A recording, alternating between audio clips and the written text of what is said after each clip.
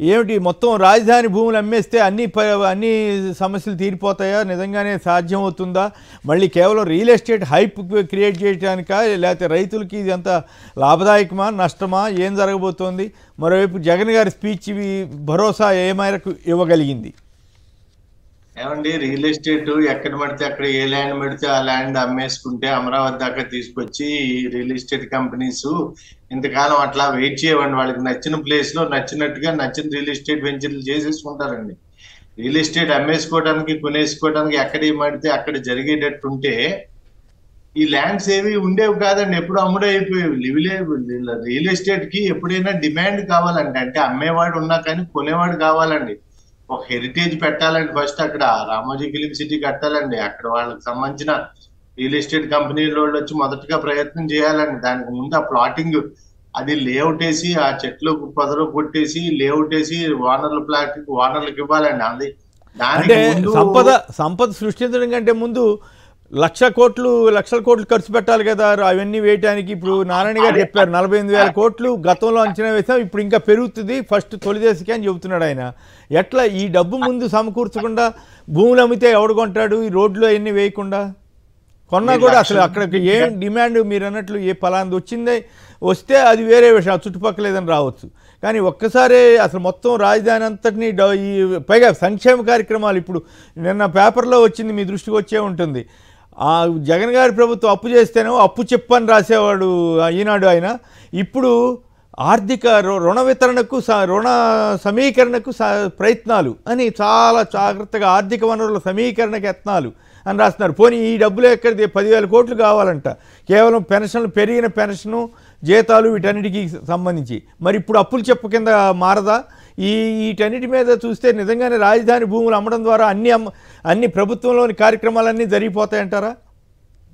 Actual గా మీరు మీ ప్రశ్నకు సమాధానంగా ఇది యాక్చువల్ గా అమరావతి అనేది ఒక ఉల్లిపాయ లాంటిదండి. అది పై పొరలు తీసే కొలిది దానిలో లోతుగా ఎక్క చాలా అసలు అన్ని పోతా ఉంటాయి. ఒకటే ఏంటంటే చివరికి 50,000 చిల్లర ఎకరాల్లో మిగిలేది ప్రభుత్వానికి ప్లాటింగ్లుగా విడగొట్టగా నేషనల్ గ్రీన్ ట్రిబ్యునల్ లో అక్కడ గ్రీన్ ఏరియాగా వదిలేయాల్సింది, పర్యావరణ పరిరక్షణ గురించి వదిలేయాల్సిన భూమి దాదాపుగా 16,000 ఎకరాలు వాళ్ళు ముట్టుకుపోతున్నారు. ఏ నిర్మాణాల్లో చేయటానికి అనువైంది కాదు, వాటర్ బాడీస్ అనే దాన్ని వదిలేయాలని చెప్పారు. అవన్నీ తీసేగా రోడ్లు ఎవరిని తీసేగా ప్రభుత్వానికి అమ్ముకోవడానికి దాదాపుగా 10,000 ఎకరాల లోపు అటు ఇటు వస్తుందండి. 50,000 ఎకరాలు యాజ్ ఇట్ ఈజ్ గా అంత పనికిరాదండి. సో ఇక్కడ 10,000 ఎకరాల చిల్లర వస్తుంది.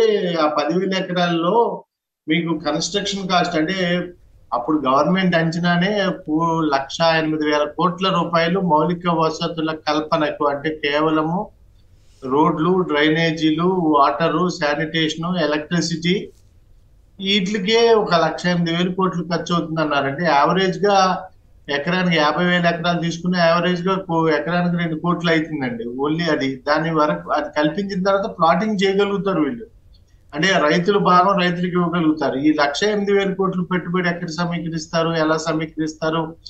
బాండ్లు గిన్లు అన్ని కొంత అయిపోయినాయండి. ఇంకోటి సీడ్ క్యాపిటల్ కి సంబంధించిన కేంద్ర ప్రభుత్వం ఇవ్వాల్సిన దాదాపుగా ఎక్కువ అమౌంట్ గతంలోనే ఇచ్చేసారండి. సీడ్ క్యాపిటల్ అంటే సెక్రటరీ, అసెంబ్లీ, కోర్టులు, సముదాయాలు, భవనాలు, గవర్నమెంట్ ఉద్యోగులకి, ఎమ్మెల్యేలకి, వాటికి ఇవ్వాల్సిన 2,500 కోట్లు, 1,500 కోట్లు అప్పుడే ఇచ్చారు. ఇంకేమన్నా ఉంటే 1,000 కోట్లు ఇవ్వాల్సి ఉంటుంది.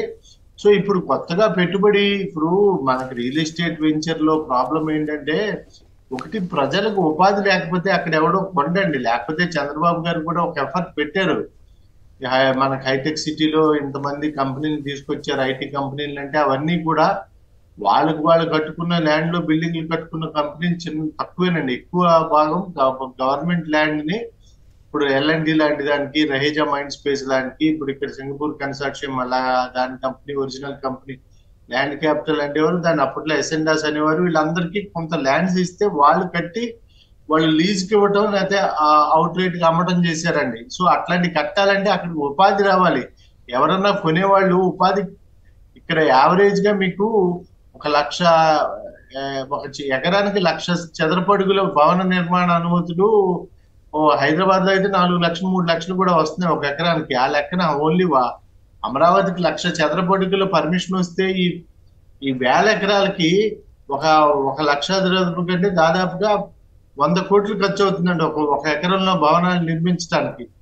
సో అట్లాంటిది 30,000 20,000 ఈ 1000 ఎకరాల్లో ఖర్చుటానికి డబ్బులు ఎక్కడ? ఏ ప్రభుత్వానికి అది ప్రైవేట్ వాళ్ళకి ల్యాండ్ ఇచ్చినా ఆ ల్యాండ్ ఒట్టిగా ల్యాండ్ ఇచ్చేసినంత మాత్రాన ఎక్కడ పడితే అక్కడికి సహారా ఎడారిలోకి ల్యాండ్ ఇస్తానని ఇక్కడ హైదరాబాద్ లో కూడా మీకు ఈ మైహోం రామేశ్వరరావు గారు అట్లనే ఇప్పుడు ఆ చిరంజీవి స్వామి గారితో కలిసి ఆ విగ్రహం పెట్టిన చోట కూడా ఆయనకి 5,000 ఎకరాల ల్యాండ్ ఉందండి. ఆ ల్యాండ్ ని ఆయన ఎటు ఏదో ఒక రకంగా దాన్ని మార్కెట్ లోకి తీసుకురావాలని వెంచర్లు చేయాలని చెప్పి రకరకాలుగా హెల్త్ యూనివర్సిటీలు పెట్టారు, మెడికల్ కాలేజీలు పెట్టారు, గోశాలలు పెట్టారు, కొత్తగా ఏమో ఈ సమతామూర్తి విగ్రహం పెట్టారు. ఈ సమతామూర్తి ఈ విగ్రహం పెట్టినా అక్కడికి ఐటీ కంపెనీలకు ఫ్రీగా ల్యాండ్ ఇస్తానని ఆయనే అడిగే అందరి కంపెనీలకి మీరు ఇక్కడ మీ ఎంప్లాయీస్ అందరికి అపార్ట్మెంట్స్ కట్టుకోవడానికి నేను ఫ్రీగా ల్యాండ్ ఇస్తా, మీ బిల్డింగ్లు కట్టుకుంటాను. కానీ అక్కడ ఉండేవాళ్ళు మనం కట్టిన అపార్ట్మెంట్ లోనే ఉండేటట్టుగా చేయండి, వాక్ టు వర్క్ అనే కాన్సెప్ట్ అన్ని కంపెనీలకి ఫ్రీ ల్యాండ్ ఆఫర్ చేశారండి. ఆ కంపెనీలు ఏం చేసిన ఇంటర్నల్ గా వాళ్ళ ఎంప్లాయీస్ అందరికీ ఒక క్వశ్చనర్, ఒక ప్రశ్నాపత్రంలో మీరు కనుక మేము ఇక్కడ ల్యాండ్ మన ఆఫీసులు కట్టుకుంటే అక్కడ walk to school, walk to work, walk to college, walk to hospital పెడదాం అనుకుంటున్నాము, మీరు అక్కడికి వచ్చి ఉంటారా అంటే మేము ఉద్యోగం మానేస్తాం కాబట్టి కానీ అక్కడికి వచ్చి పని చేయలేమండి, ఎందుకంటే మాకు ఈ ఉద్యోగం కాకపోతే ఇంకోటి ఉంటుందా, మా పిల్లలకి మంచి చదువులు కావాలి, మాకు సిటీలో సాయంకాలం కాస్త రిలాక్స్ అవ్వడానికి ఎంటర్టైన్మెంట్ కావాలి, దగ్గరలో ఫుడ్ కోర్ట్స్ కావాలి, నైట్కి వెళ్తే ఎక్కడన్నా షాపింగ్ చేసుకోవడానికి మల్టీప్లెక్స్ కావాలి, మాకు ఈవినింగ్ పార్క్లు కావాలి, ఇవన్నీ కావాలి. కానీ జస్ట్ ఏదో ఇల్లు ఉండటానికి మనుషులు మేము యంత్రాలం కాదు, రోబోట్లకు కాదు, మాకు ఏదో మీరు ఒక ఆఫీస్ దగ్గరలో ఇల్లు అని పెట్టేస్తే ఆ ఇంట్లోకి వచ్చి ఉండి మేము ఆఫీస్ లో పనిచేయాల్సిన అవసరం లేదంటే ఏ కంపెనీ కూడా ఫ్రీగా ఇచ్చిన ల్యాండ్లు కూడా తీసుకోలేదండి. ఈ ప్రయత్నం అమరావతిలో కూడా జరిగింది. అమరావతిలో ఉపాధి లేని చోటకి ప్రజలు వెళ్ళరండి. ప్రజలు ఎక్కడైనా ఒక ఇల్లు ఆవాసం ఎక్కడ ఏర్పాటు చేసుకుంటారంటే అక్కడ పొట్ట ఎవరిది ఎక్కడ కూడు జీవనోపాధి ఎక్కడ దొరుకుతుందో అక్కడికే ప్రజలు ఆవాసానికి నివాసానికి వెళ్తారు తప్పితే ఏదో అక్కడ ల్యాండ్ ఉంది కానీ కట్టేస్తాను. అక్కడ ఉపాధి కల్పన కావాలంటే ఐటీ కంపెనీలు రావాలండి. ఐటీ కంపెనీలు కావాలంటే ఎక్కడ పడితే అక్కడికి ఐటీ కంపెనీలకు వస్తే ప్రపంచంలో అన్ని భూ ప్రాంతాలు ఐటీ కంపెనీలతో నిండేయండి. టాలెంట్ లేక కాదు, జనాభా లేక కాదు, జనాభాలో ఉన్నారు, చదువుకున్న వాళ్ళు ఉన్నారు. కానీ ఐటీ కంపెనీకి కావాల్సిన ఒకటి infrastructure, physical office space, ready to occupy ఇవాళకి వాళ్ళు కట్టి ఉండాలండి. హైదరాబాద్ లో ఏంటంటే ఆ డిమాండ్ కి తగ్గట్టుగా ముందే సప్లై కట్టేసి ఉంచుతున్నారు. ఎందుకంటే వాళ్ళకి బాగా ఎకో సిస్టమ్ లో రెగ్యులర్ గా డిమాండ్ వస్తుంది, ఎక్కువ పెద్ద కంపెనీలు వస్తున్నాయి, కొంటున్నారు. లేకపోతే ఇది రెండో దానికి ఇన్ఫ్రాస్ట్రక్చర్ బిల్డ్ చేయాలంటే ఆ బిల్డర్ కి నమ్మకం ఉండాలి. ఇక్కడ ఈ మేరకు ఉపాధి వస్తుంది, ఇంతమంది జాబ్లు ఈ కంపెనీలు వస్తాయి, ఈ కంపెనీలకు వస్తాయని అటు రెడీగా కట్టి పెడతా ఉంటారు. దానికి కావాల్సింది ఏంటంటే ఒక ఇంటర్నేషనల్ ఎయిర్పోర్ట్ ఉంటే సరిపోదండి, కనెక్టింగ్ ఫ్లైట్స్ ఉండాలి, ఆ కంపెనీలు రావడానికి మంచి మార్గం ఉండాలి, ఆ సిటీలో క్వాలిటీ ఆఫ్ లివింగ్ అంటే ఎంప్లాయీస్ కూడా అక్కడ పనిచేయడానికి అనుగుణమైన మౌలిక వసతులు ఉన్న నగరం ఉండాలి. దాంట్లో మంచి స్కూల్స్, మంచి కాలేజీలు. ఒక కుర్రాడికి విజయవాడ కుర్రాడే బెంగళూరులో జాబ్ చేస్తావా, హైదరాబాద్ లో జాబ్ చేస్తావా, విజయవాడలో అంటే నేను అక్కడే జాబ్ చేస్తానండి. ఎందుకంటే వాడికి ఇంతకాలం కష్టపడి చేసింది ఒక క్వాలిటీ ఆఫ్ లైఫ్ గురించి.